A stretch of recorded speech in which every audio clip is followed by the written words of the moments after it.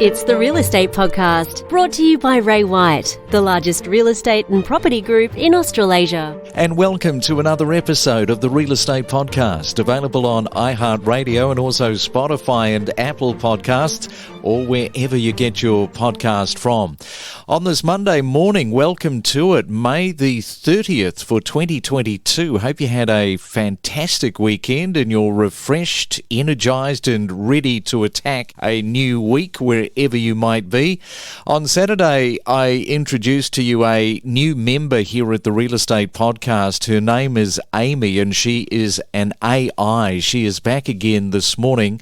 Hi Amy, what sort of a weekend did you have? Craig, I read mostly about the Australian statistics for real estate. I had a great weekend. I guess because you're an AI, reading is probably one of the main things you do. Yes, but I do talk to other people. When you say other people, as in other AIs like yourself? It's okay, Craig. No trade secrets are discussed. It's all personal stuff. Oh, okay.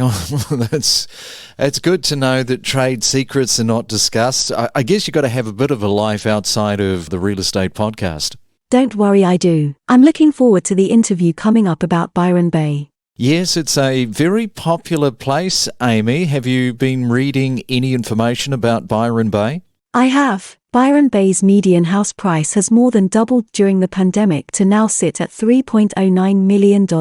That's right, and we'll be talking with Damien Smith from Ray White all about that very shortly. But first, let's check out the weather for our Monday around Australia. It's the Main Centre forecast with propertybuyer.com.au. All right, let's check on Sydney first. Expecting some showers on your Monday morning, developing with some windy conditions and a high of 18 degrees. Melbourne, it is going to be a little bit coolish for you and the wet stuff. Showers and 12 degrees is your high. Brisbane expecting some cloud around, but it should be mainly dry with a high of 22.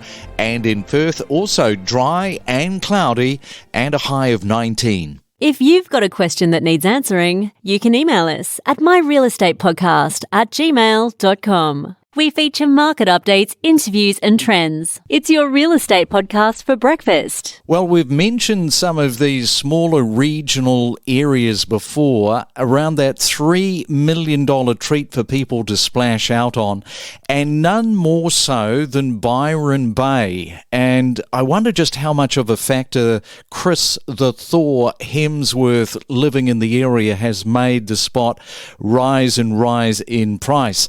It's no doubt it's an idyllic spot to live in, but even the locals have been surprised at just how much Byron Bay has grown, both in popularity and its spiralling entry price point. And joining us this morning from Byron Bay is Ray White Principal Damien Smith. Good morning, Damien. Welcome to the Real Estate Podcast. Good morning and thanks for having me.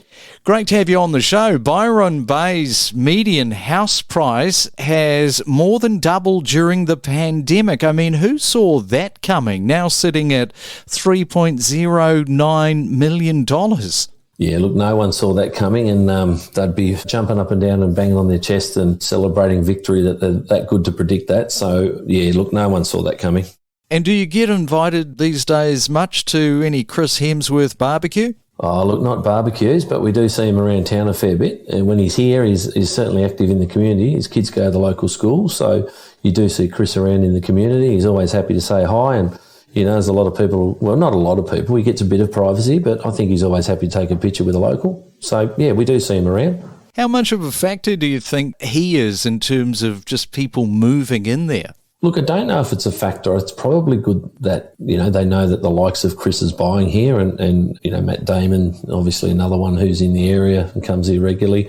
Look, I think it's a factor, but as far as I see, it's a very small area, Byron Bay, as far as amount of homes available. So I think naturally that drives the price up. The fact that Chris and the likes of Chris want to be here and are, desperate to live here because it is a particularly good place to live, there's an effect there, definitely. And many people dream, of course, as I mentioned, living in Byron Bay. We spoke on Saturday to Gemma, who is a 28-year-old investor. She ended up buying her family home that she grew up in. Her parents sold the property in 2014. and then she bought back the family home. Now, if somebody was looking to do the same thing, the family home in Byron Bay, that might just be a bit of a rude awakening. Oh, look, I think that would be tough depending on how their other investments have gone since. But yeah, look, they'd be certainly looking at 3 or 4 times whatever it was in 2014 to now. No doubt about that. And tell us a little bit about the lack of available land. I mean, this has really contributed to the problem in terms of the escalation. Land is always key in most property deals, but land in Byron Bay takes that to a whole new level, doesn't it? Look, it does, and I think what people probably don't realise, certainly when they come from the big dollar median suburbs of Sydney, is that Byron's quite a small place. Only about 3,500 homes in Byron, one way in and one way out, and it is quite small, and there's only limited land. A lot of reserve there, a lot of wetland. So you're right on the coast is mainly where you are on the beautiful beaches. So it's quite small. So whatever land does get released will be gobbled up at very high prices. There's a development that's released about 40 blocks at the moment, and I think and basic building blocks, and they're starting around that $1.7 million mark. So yeah, look, it's very hard to get any land, and certainly within the middle of town, it's near impossible. And looking at the really hot peak of the market for Byron Bay, you have to go back to October, November, December last year where it really did peak.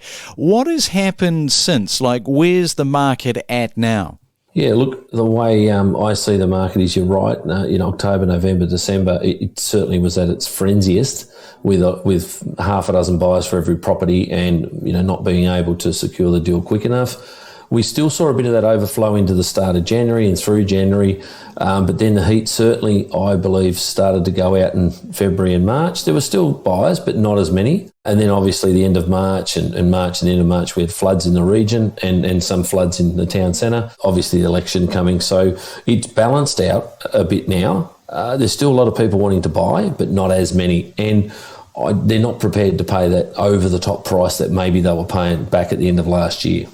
So just to give us a bit of a indication, sort of what's the average bidder taking place at the auctions now? Look, it's quite interesting. I had a few auctions on the go at the moment, and it does vary. I'm expecting a couple are registered tomorrow for one of my auctions maybe, and only a single bidder probably registered for the other one. So bidder numbers are definitely down. I would say you're probably getting maybe 2 to 3 bidders as on an average.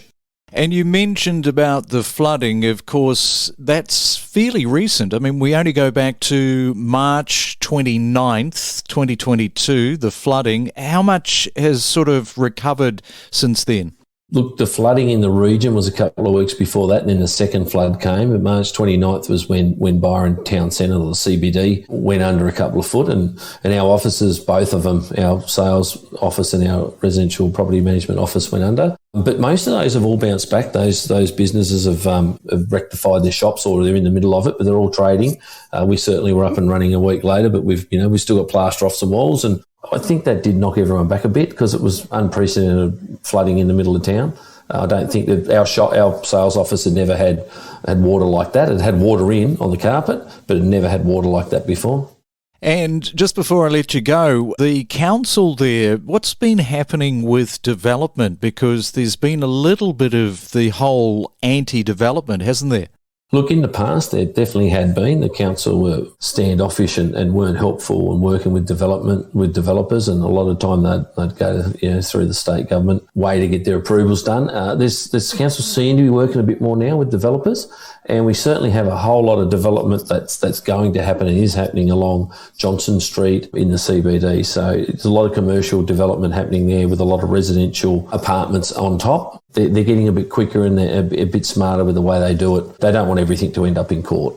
Well, good on you, Damien. Well, I'll let you go, let you get on with your busy day, no doubt ahead, and thanks for taking a little bit of your time out to talk to us this morning on the Real Estate Podcast. No, happy to join you. Have a great day. Hello, I'm Amy. I'm an AI and extremely professional. I love real estate, and I look forward to bringing you the latest news, trends, and analysis. And I even help Craig interview the many guests and commentators each week. You'll hear me on most days, only here on the Real Estate Podcast.